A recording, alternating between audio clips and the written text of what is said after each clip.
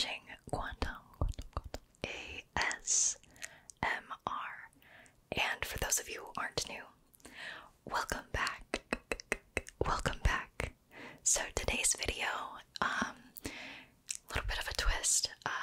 It's going to be a reading video on quantum mechanics. We're going to continue in the first chapter that we did before, and I can post the link to that video. I'll probably post it in my description of the video before, so if you want to check that one out first, go ahead. But this video is a little bit different because I actually did this reading last week on my very first ASMR Twitch stream. So what you guys will be seeing is the stream that I did last week, edited and condensed, of course, to just the reading, but you'll kind of get to see like the vibes of the streams and like how it's going on. I just did another stream today, and that was so much fun.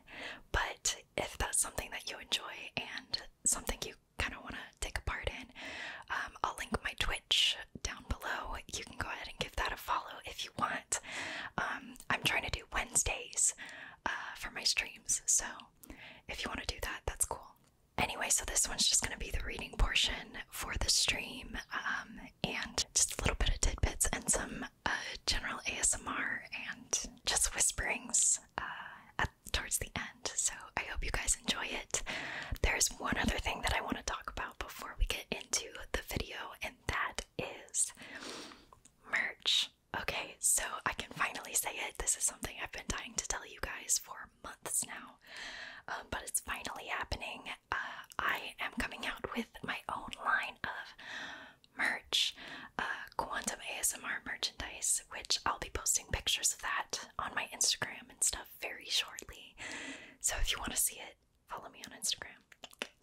But anyway, merch is coming out December 1st is when it will be available. So there are just crew neck sweatshirts, hoodies, long and short sleeve t-shirts, there's stickers, and a coffee mug. So I think that's all there is, but yeah, so I'm really excited about that.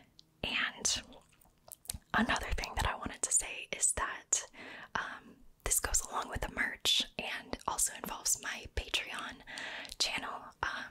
So if you are one of my Proton tier patrons, first of all, thank you so much.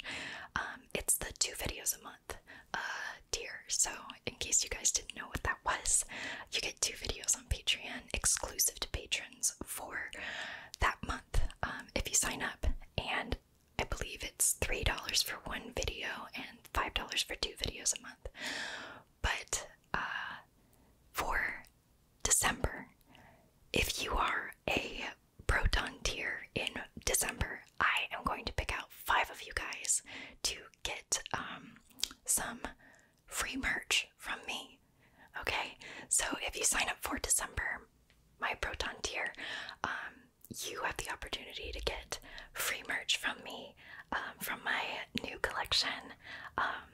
And what I'll probably do is, after a couple days in December, I'll pull it out of a hat and see which ones I come up with.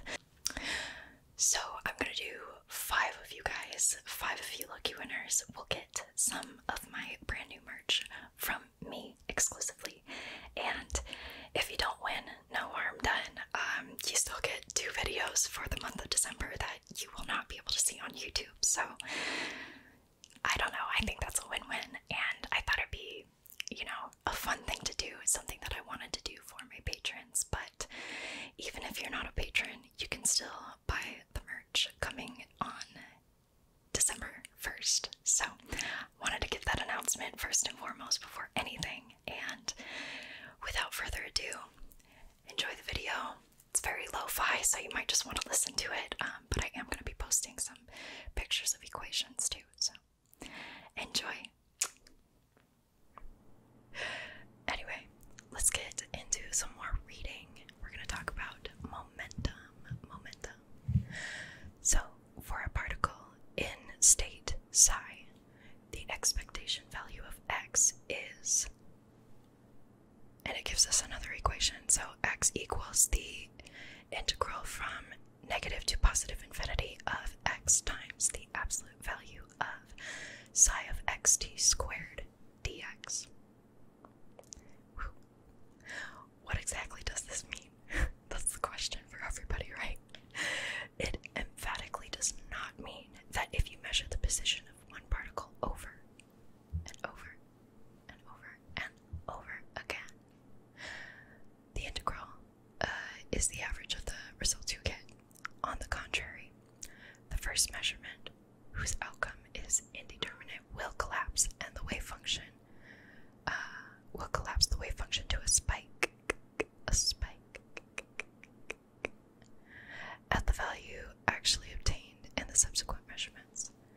Thesis defense, aka the bane of your life starting when you enter grad school.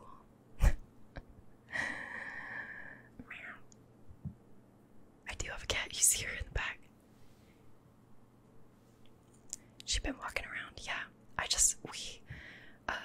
Somebody dropped her at like 6 in the morning at my husband's workplace, and nobody was picking her up, and so he texted me, he's like, should I get this cat? And I was like, yes.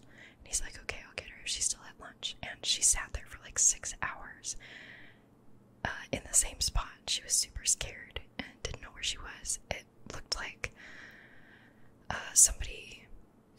she was probably like the last of the litter and they couldn't sell her, so yeah.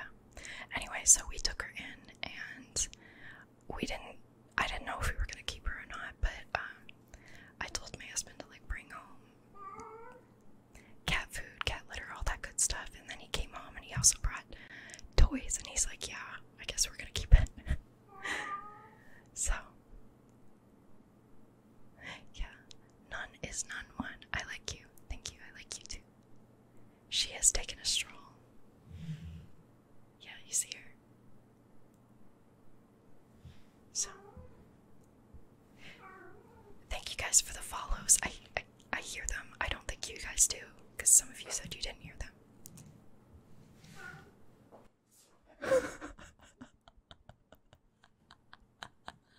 Did you guys see that in the back? She's never done that before.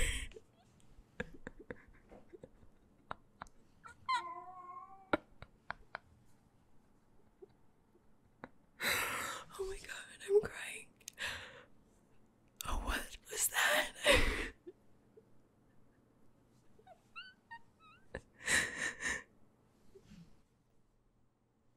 That was so funny.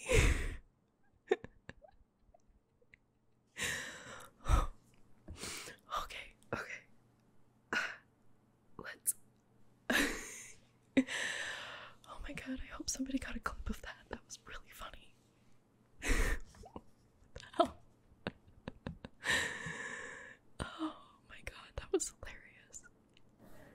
Okay, rather, X is the average of measurements performed on particles, all in the value state psi, which means that either you must find some way of returning the particle to its original state after each measurement, or else you have to prepare a whole ensemble of particles, each in the same state psi, and measure the positions of all of them. X with little carrots, so like that, is the average of these results. I like to picture a row of bottles on a shelf, each containing a particle in the state psi relative to the center of the bottle. A graduate student with a ruler is assigned to each bottle, and at a signal they all measure the positions of their respective particles. We then construct a histogram of the results, which should match the absolute value of psi squared, and compute the average, which should agree with X in carats. Of course, since we're only using a finite sample, we can't expect a perfect agreement, but the more bottles we use, the closer we ought to come. In short, the expectation value is the average of repeated measurements on an ensemble of identically prepared systems, not the average of repeated measurements on one and the same system. Okay, now as time goes on, x will change because of the time dependence of psi, and we might be interested in knowing how fast it moves. Referring to equations 1.25 and 1.28, we see that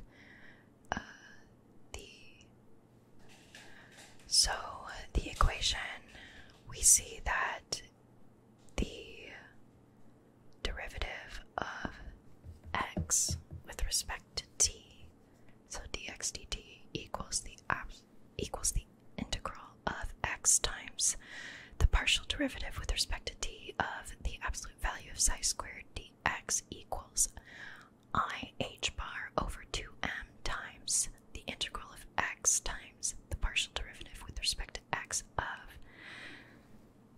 psi prime, or psi times, I guess, or psi asterisk, it's like a little second psi, times the partial derivative of psi with respect to x minus the partial derivative of psi with respect to x times psi without the asterisk. And that partial derivative, psi does have an asterisk, of dx. We're gonna keep going. Okay, so the expression can be simplified using integration by parts. Integration by parts. Anybody who has taken calculus knows what that is. I use the fact that the partial derivative of x with respect to x is 1 and throw away the boundary term on the ground that psi goes to 0 at plus or minus infinity, performing another integration by parts on the second term.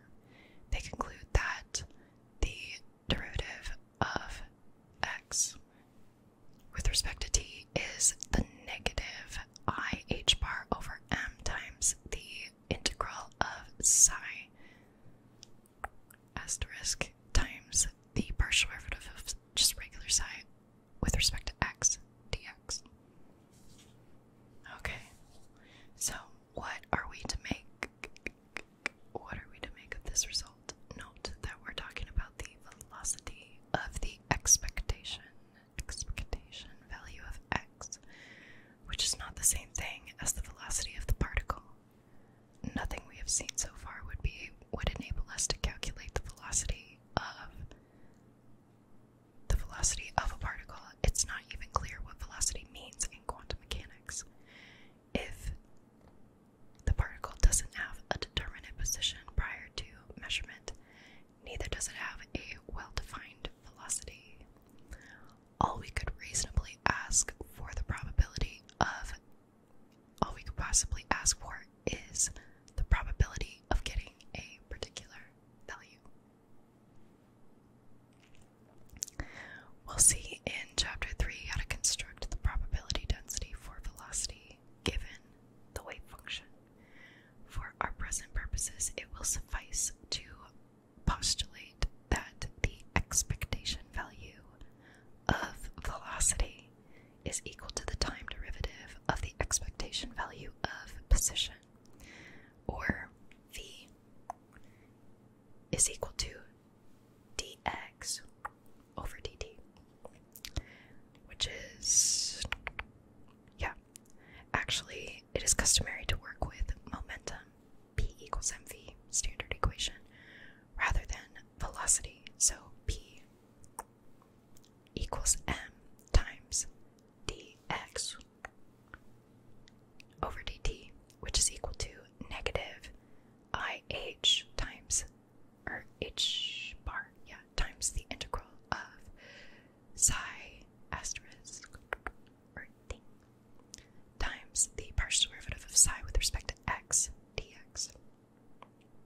So let me write the expressions for x and p in a more suggestive way. It's just x equals the integral of x little thing times x times, or of x times psi dx, and then p equals the integral of psi with a little asterisk times h bar over I times d, or the partial derivative dx times psi dx. Fun. We we say that the operator x represents position, and the operator h bar over I times the partial derivative with respect to x represents momentum in quantum mechanics. So to calculate the expectation values, we sandwich the appropriate operator between x little asterisk and, or not x, it's psi with little asterisk and just regular old psi, and then integrate. Yeah, they do look like a sandwich. So that's cute, but see, yeah, that's cute, but what about other quantities? The fact is, all classical dynamical variables can be expressed in terms of position and momentum. Kinetic energy, for example, T, capital T equals 1/2 mv squared, but it also is momentum squared over 2m. And then angular momentum, given capital L, and this is a vector, is equal to r cross mv, or r cross p, which is momentum. The latter, of course, does not occur for motion in one dimension. To calculate the expectation value of any quantity, q of x, p, we simply replace every p by that h bar over I of the partial derivative with respect to x, and insert the resulting operator between psi asterisk and just regular psi, and then integrate. Fun. So, for example, the expectation value of the kinetic energy is d, capital T, is equal to negative h bar squared over 2m times the integral of psi asterisk times the second partial derivative with respect to x of psi dx.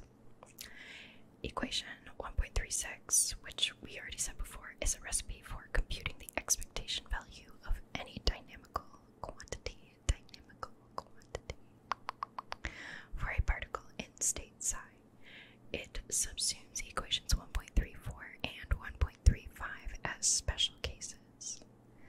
I have tried in this section to make equation 1.36 seem plausible given Born's statistical interpretation, but the truth is that this represents such a radically new way of doing business as compared with classical mechanics that it's a good idea to get some practice using it before we come back in chapter 3 and put it on a firmer theoretical foundation. In the meantime, if you prefer to think of it as an axiom, that's fine with me. Not me, the book, that's what it says. Okay, should we continue reading, or... Yeah, we'll continue reading because there's literally like one page left. Okay, and this is the end of chapter 1, so 1.6 is the uncertainty principle. Some of you are familiar with that probably, the uncertainty principle. Imagine that you're holding one end of a very long rope, and you generate a wave by shaking it up and down rhythmically. Okay, yeah, so just shoo, shoo. I am only doing that motion once and never again. If someone asked you precisely where is that wave, you'd probably think he was a little bit nutty. The wave isn't precisely anywhere, it's spread out over 50 feet or so. On the other hand, if he asked you what its wavelength is, you could give him a reasonable answer. It looks about 6 feet.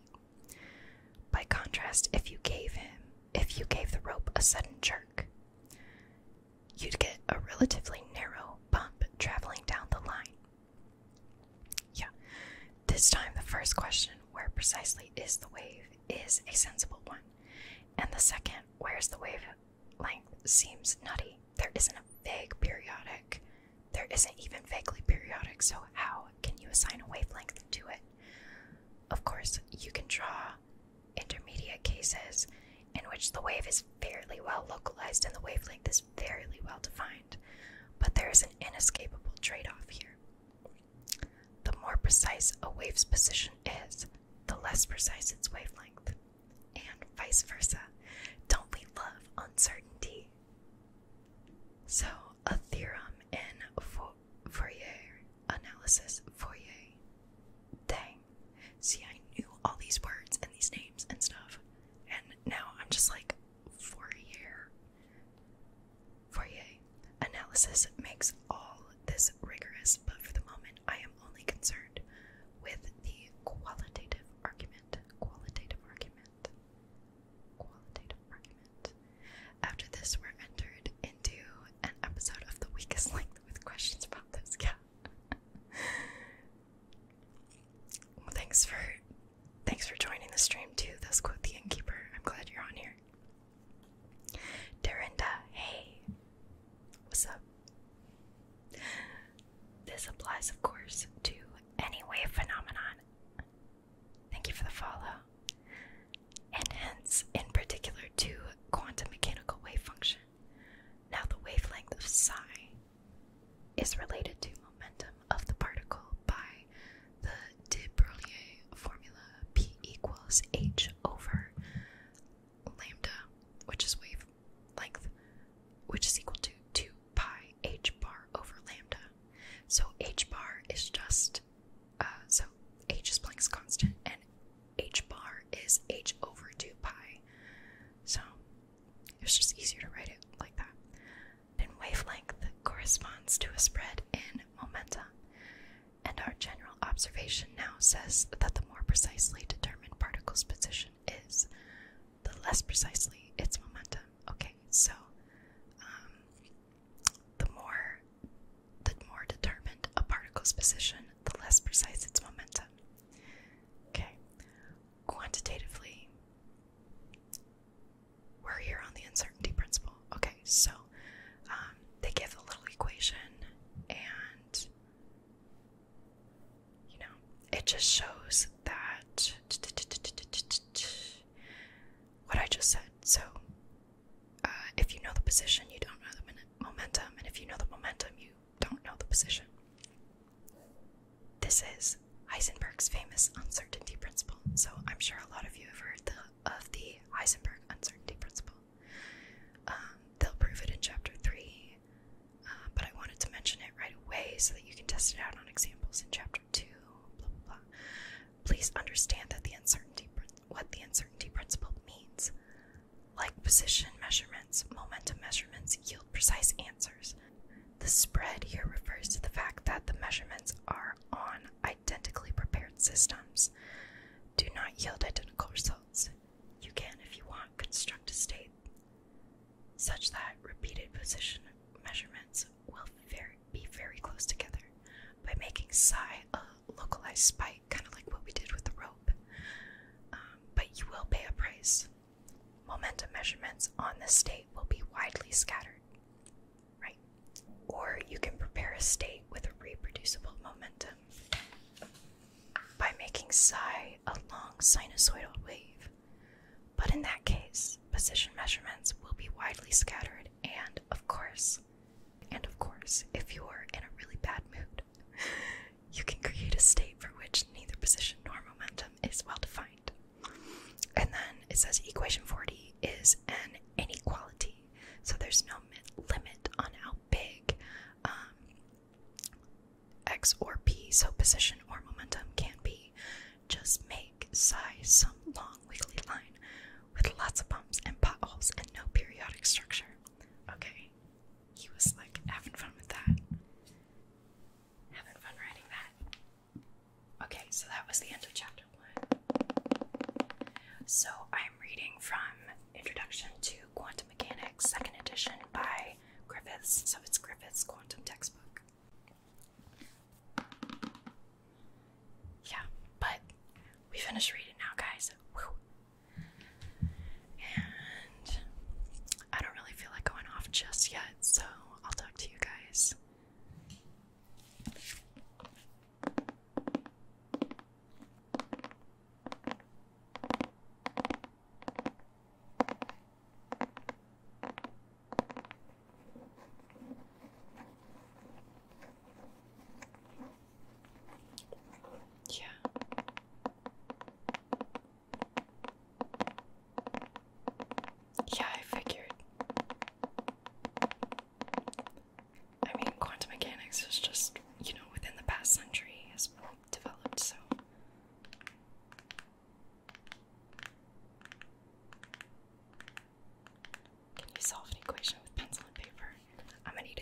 first on that, but actually, the next video that I'm planning is going to be a math video where I'm going to do pencil and paper proof again. So, I can't do that.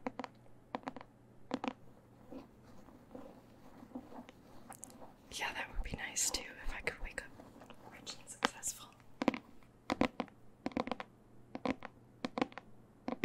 Yeah, I haven't decided what proof I'm gonna do yet. Like I said, I'm going through all of my textbooks again. I actually don't have my calculus book with me. I have my husband's calculus book.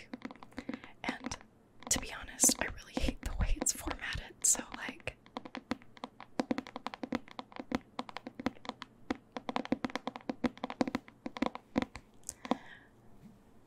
I take rich or successful TBH, not greedy. Well, I guess that question is like, what defines success or wealth for you?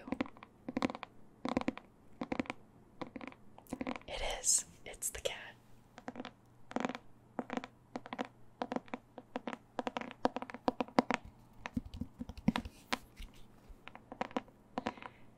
He's not in a box, he's on a book, so he's neither alive nor dead.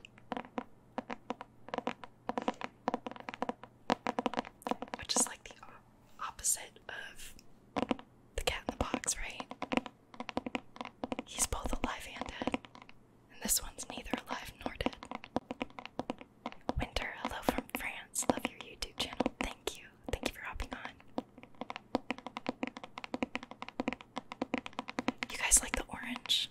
I'm actually planning on getting my nails done again in a couple days. I know a lot of people on my YouTube said like either blue or green, but like this orange color is, I love it. I don't know what color I'm gonna do next.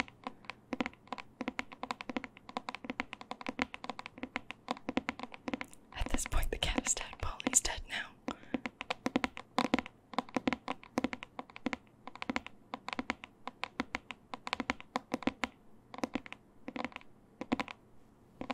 Yeah. Sounds like me too. Not alive or dead sometimes. Yeah.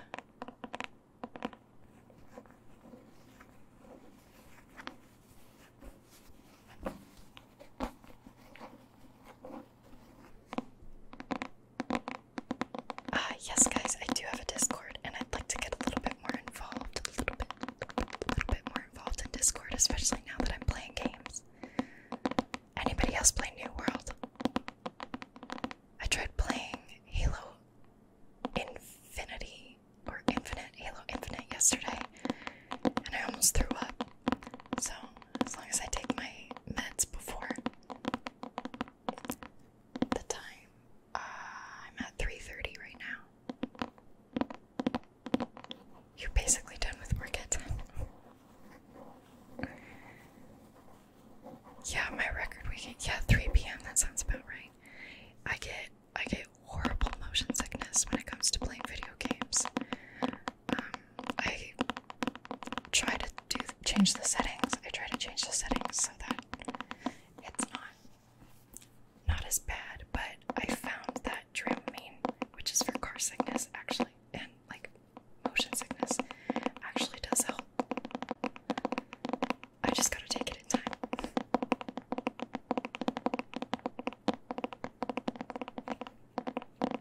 Which, it's 3:30 right now, so I don't think I am gonna play.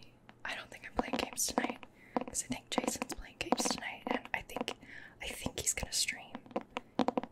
So, if anybody is a gamer out there too, he's back. Hello.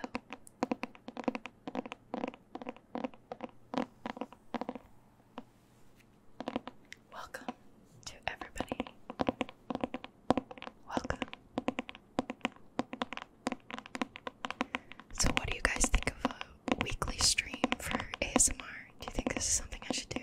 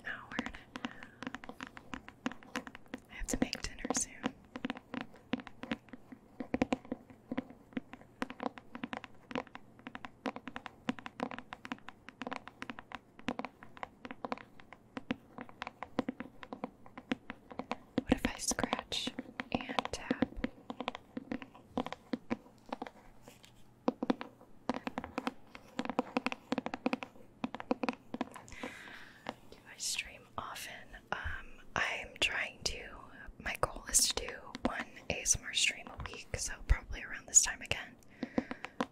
Started an hour and a half ago, so like 2:30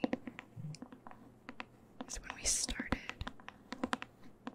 So I'll try to do like a 2:30 stream on Wednesdays. Filter541, I absolutely love your YouTube bits. Thank you. Thank you so much for watching too.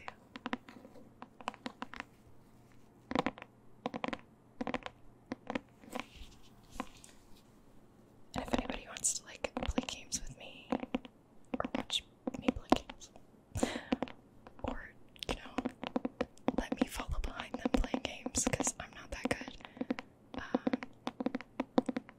We're gonna try to do another game stream Friday or Saturday, so.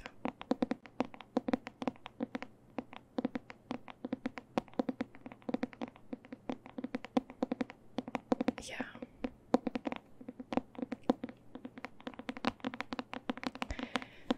Yeah, I mean, I'm still trying to stick to my goal of 2 YouTube videos a week. So it is a lot, but like not in a bad way, because this is my job right now, so, which is really nice.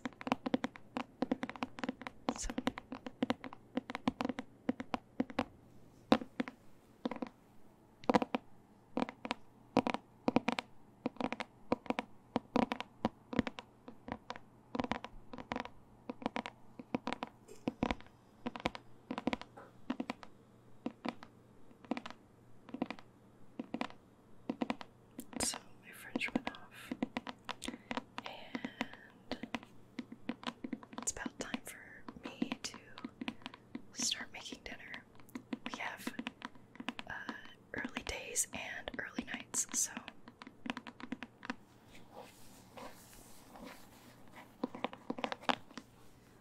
I'm probably gonna go off now. There's still so many of you in the stream, that's really nice. But yeah, I'm about to be done. So I do want to say though, thank you for all new follow, WickedX90. Thank you for the follow. That's awesome. Thank you all for the brand new follows and the watches, and having fun, having a good time with me, and everybody for chatting.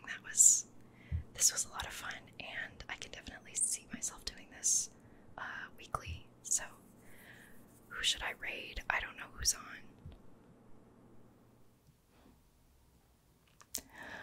Alright, so that was the end of the reading portion and little tidbits of the stream. I hope you enjoyed it.